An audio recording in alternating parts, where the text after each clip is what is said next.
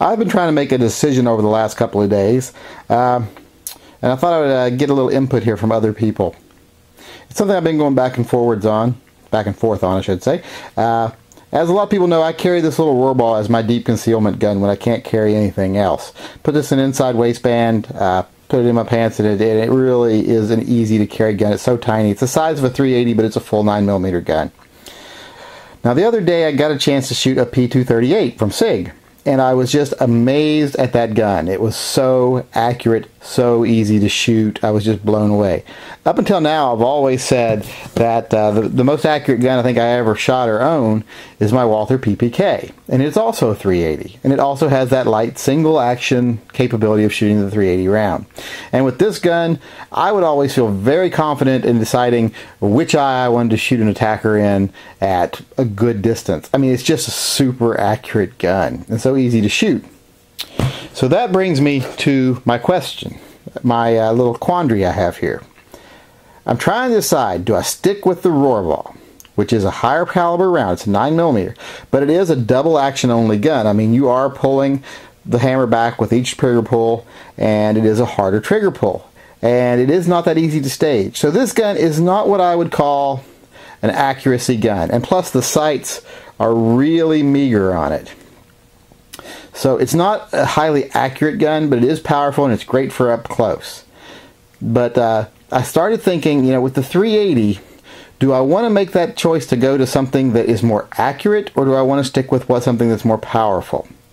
Now with the P238, I would feel comfortable if I was in a situation, say I'm in a public place, someone starts shooting, I'm pinned down somewhere, they're approaching on my position, I have to fight back. I would feel safer starting my engagement at a further distance with the P238 than I would with the 9mm, which would be a big advantage. I mean, the sooner you bring the fight to someone, the farther they are away from you, the better when in a situation like that.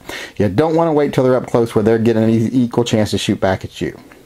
Now that's may not be the most likely scenario in the world, but to me that is the scenario that runs through my head more than any other. With the way things go today, I think the time I'm most likely to ever need my guns is when I'm stuck somewhere and shooting starts. I've been at the mall once already where a shooting happened, and luckily I had just passed through the area and was out of there already by the time it happened. But it makes me think that that is a good possibility. So my quandary is, do I go to the gun that is more accurate but is a lower caliber? Now I do know there are some .380 rounds now that are pretty powerful. Now I can do buffalo bore in it, I can do plus P's in it because it is an all stainless gun. Now this gun I'm going to stick to 9mm, but 9mm is inherently more powerful than a .380, as we all know. So like I said, once again my question is, do I go with should I switch to a gun that's more accurate and I can engage quicker, or do I stick with the gun that's going to have more power up close? Now another thing is too, the Rohrbaugh has an aluminum frame. I don't like alloy frames. So that's a strike against this gun in my opinion. Whereas the SIG has an all stainless build and even has rosewood grips. This has G10 grips, which I don't like, an alloy frame, which I don't like. So there is a strike against it there in the aesthetics department and just the personal preference department. But my main decision is go with something with a little less power that I can shoot plus P in, I can shoot buffalo bore in, that is going to be just dead on accurate, or do I stick with something that is not going to be quite as accurate, because like I say, that double